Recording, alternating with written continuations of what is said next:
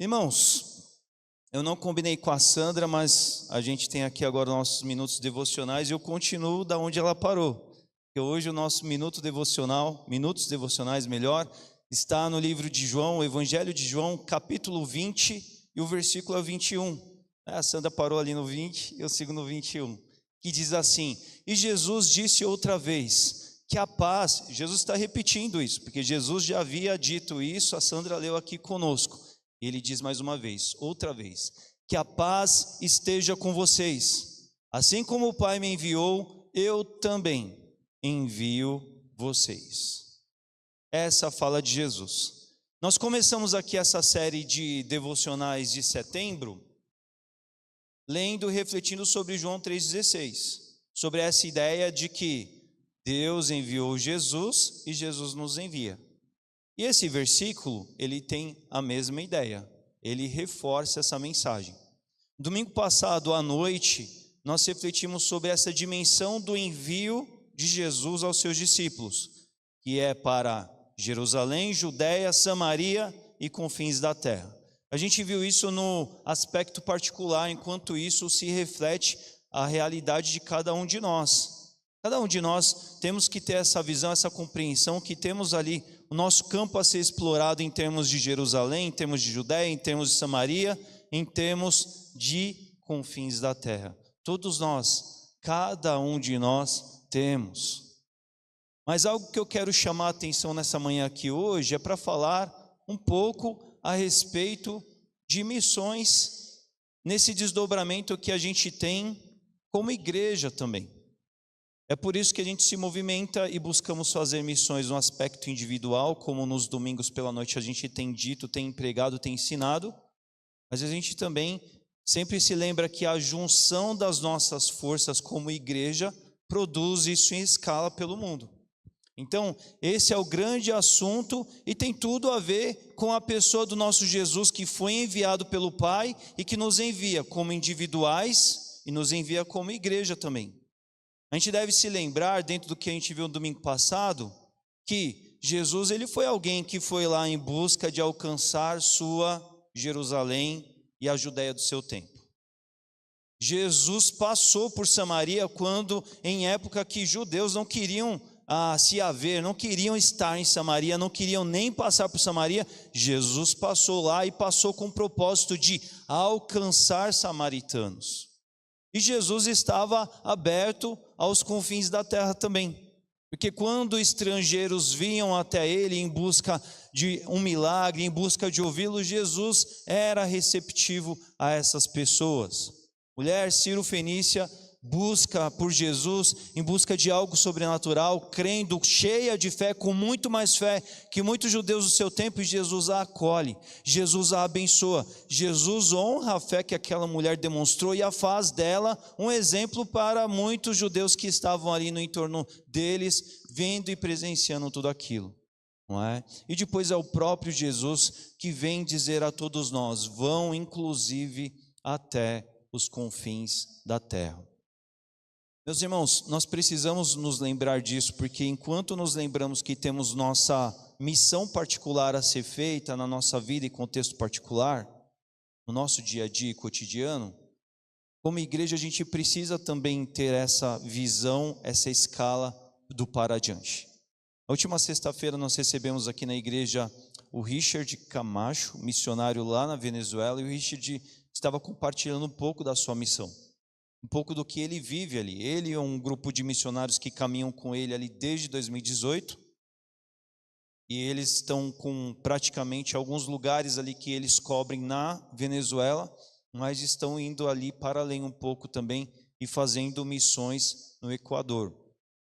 E aqui eu faço alguns lembretes importantes, algumas ressalvas interessantes do que o Richard colocou para a gente aqui na sexta-feira e do que ele compartilhou comigo também.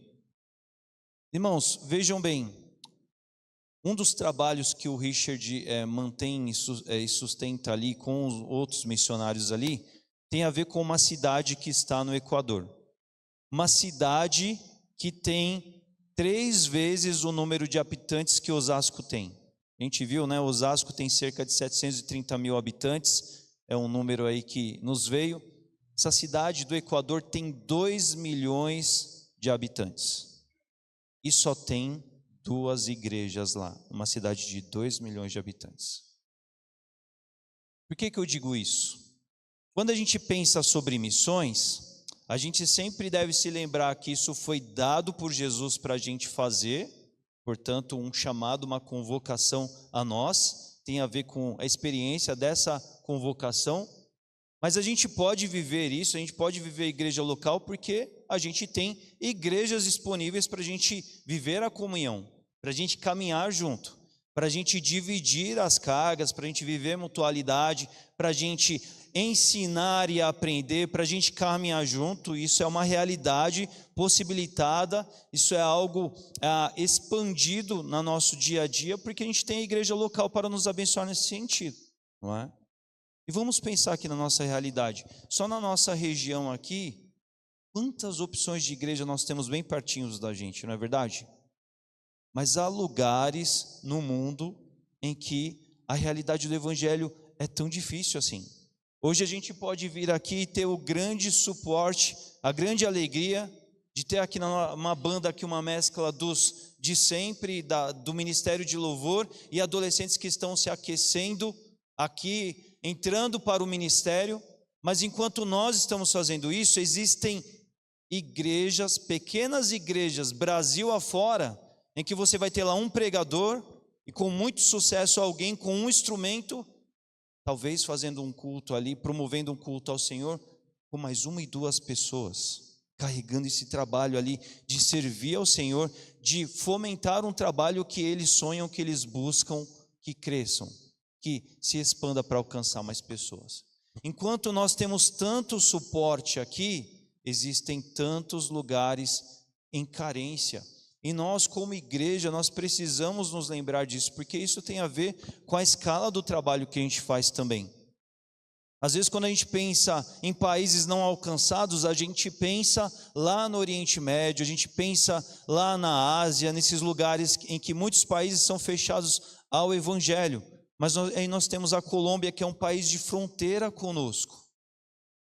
E uma cidade de 2 milhões de habitantes e 2 igrejas.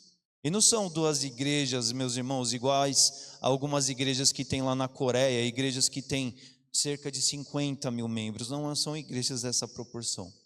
Nós devemos nos lembrar disso. A Colômbia, um país não alcançado. A Venezuela, com as suas lutas sociais, com as suas lutas de todas as dimensões as quais nós bem conhecemos e com restrições ao Evangelho. É por isso que nós temos que fazer missões no aqui e agora, mas simultaneamente a gente precisa amar, se preocupar, orar pelo mundo, ofertar para o mundo, se dispor a ir para o mundo, se prontificar a missões. Fiquei contente essa semana, uma igreja aqui da nossa região, 3 irmãos dessa igreja, 3 pastores arrumaram as malas indo para a Bolívia fazer missões. Daqui a pouco eu espero que a gente comece a fazer isso também. A gente precisa ser uma igreja que levante-se missionários para cá. A partir daqui, para que a gente também os envie. A gente precisa ser uma igreja que atue no nosso bairro, mas que venha com alegria ofertar para trabalhos, para lugares onde às vezes não existam braços atualmente suficientes, mas com os quais a gente possa participar hoje. E a gente participa se envolvendo com a igreja local, atuando no nosso perímetro imediato aqui, mas a gente participa levantando ofertas também. Algo que a gente estudou ano passado como um princípio batista é o princípio da cooperação, que a gente se inspira na realidade do Novo Testamento, em que igrejas não ficam só preocupadas aqui com o seu entorno local, o que elas têm, o que elas podem fazer, o que elas podem alcançar para o bem-estar do seu conforto interno apenas e simplesmente, mas elas estão olhando para outras necessidades de outros irmãos, de outros contextos, não é? E a gente tem muitos e bons exemplos mundo afora disso acontecendo como traço, como marca do reino de Deus. Essa semana ainda ouvi um testemunho de uma igreja lá nos Estados Unidos, na verdade 2 semanas eu ouvi isso, em que os irmãos de uma igreja mais abastada sabiam de uma outra igreja, de uma outra denominação, de um outro ministério que não tinham dinheiro para comprar o terreno e fazer o seu templo, e os irmãos foram lá de outra igreja, de outro ministério, foram lá e falaram assim: a gente dá o terreno para vocês, porque a gente quer que o trabalho de vocês cresça. É por isso que a gente tem se lembrado no esforço de orar pelos nossos irmãos, de orar por outras igrejas. Estamos envolvidos com o nosso trabalho, mas queremos que os outros trabalhos que são corretos, fiéis, que são justos diante de Deus, que cresçam para a glória de Deus. Os que não têm andado tão certo, a gente ora para que eles tomem rumo, andem certos. Queremos estar cada vez mais certos, como a Bíblia nos orienta, nos ensina a viver. Mas é um caráter local, mas a gente precisa se lembrar que no nosso próprio estado de São Paulo, há regiões ribeirinhas tão carentes. Há estados do Brasil, regiões difíceis, quer passando por dificuldades circunstanciais, como o Rio Grande do Sul, a gente assistiu nesse ano, como o nosso Nordeste, lugares tão carentes de apoio. Mas países vizinhos, ou países tão distantes, como nós bem conhecemos, e a missão de Jesus está dada. É por isso que nesse mês a gente tem refletido e vamos refletir sempre sobre missões de novo, porque missões tem tudo a ver com a igreja, e se tem tudo a ver com a igreja de Jesus, tem que ter tudo a ver com um crente que é fiel e que busca ao Senhor Jesus. Então que a gente se reforce nessa consciência e que o nosso compromisso missionário se amplie cada vez mais. Amém?